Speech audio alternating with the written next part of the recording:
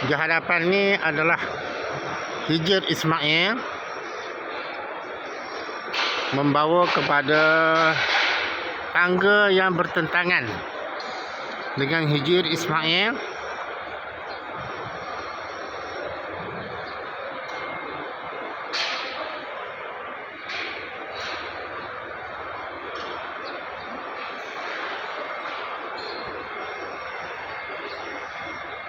Iaitu termasuk dalam bahagian binaan.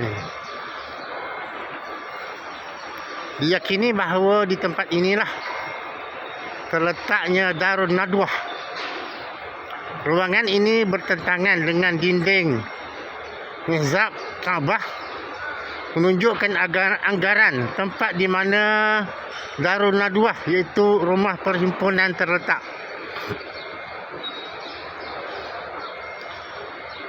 Ianya bertentangan dengan Hijr Ismail.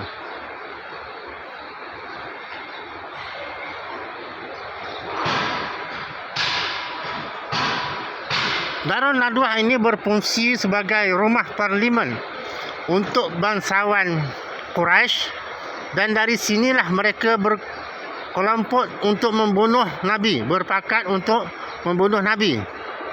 Kawasan ini terletak dalam projek pembesaran baru Masjidil Haram yang kita lihat sekarang ini. Qusay bin Kilab membina Darun Nadwah kira-kira 150 tahun sebelum kelahiran Nabi kita SAW.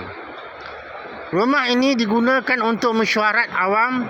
Perbincangan telah diadakan untuk menyelesaikan perkara-perkara penting seperti peperangan dan keamanan, kafilah berkumpulan sebelum keluar, dan perkahwinan, dan juga upacara-upacara lain yang telah dijalankan.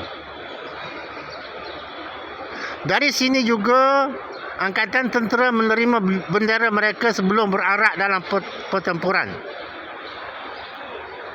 Pemimpin Quraisy berkumpul di Darun Nadwah untuk merancang menentang Islam dan umat Islam.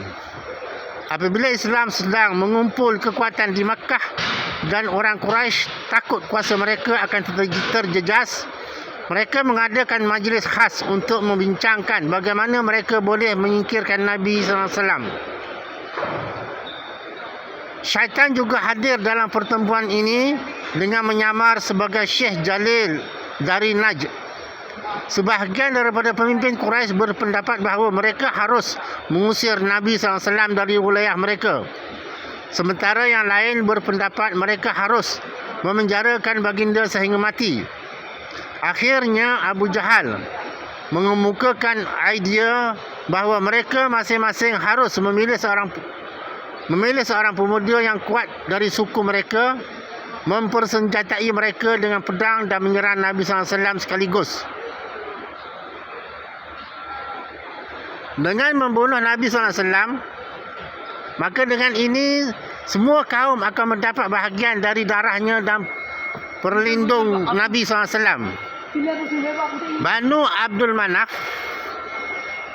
tidak dapat mengalahkan semua Quraisy pada satu masa. Syekh Jalil iaitu syaitan memuji rancangan itu dan Quraisy memasang perangkap mereka. Namun Jibril alaihissalam datang kepada Nabi SAW dan memberitahunya tentang rancangan untuk membunuhnya.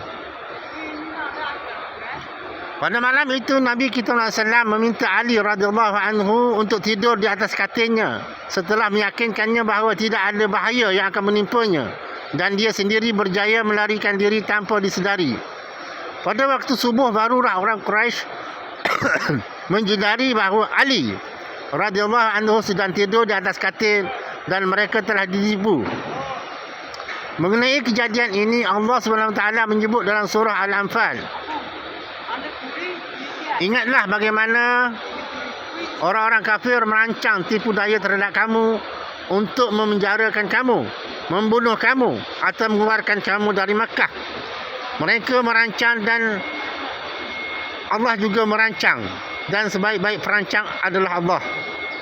Darun Nadwah menguasai Islam selepas penaklukan Makkah oleh kerana berdekatan dengan Masjidil Haram. Ramai pemimpin Islam dan khulafa tinggal di sana. ketika mereka menunaikan haji dan umrah, antaranya Sayyidina Umar radhiyallahu anhu. Pada satu ketika juga Khalifah Abbasi Mu'tahid Billah memasukkan Darun Nadwah ke dalam Masjidil Haram pada tahun 284 Hijrah ataupun 870 Masihi. Jadi sejak itu Darun Nadwah berada di dalam kawasan Masjidil Haram sebagaimana yang kita lihat sekarang ini. Dan untuk kita melihat di bahagian luar, ianya tidak membolehkan kerana pembinaan sedang dijalankan. Tetapi diyakini di sinilah, di tapak inilah dahulunya berdirinya Darun Nadwah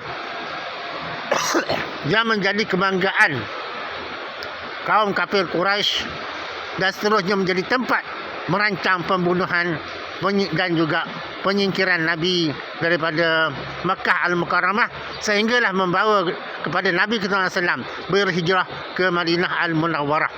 Sekian, terima kasih.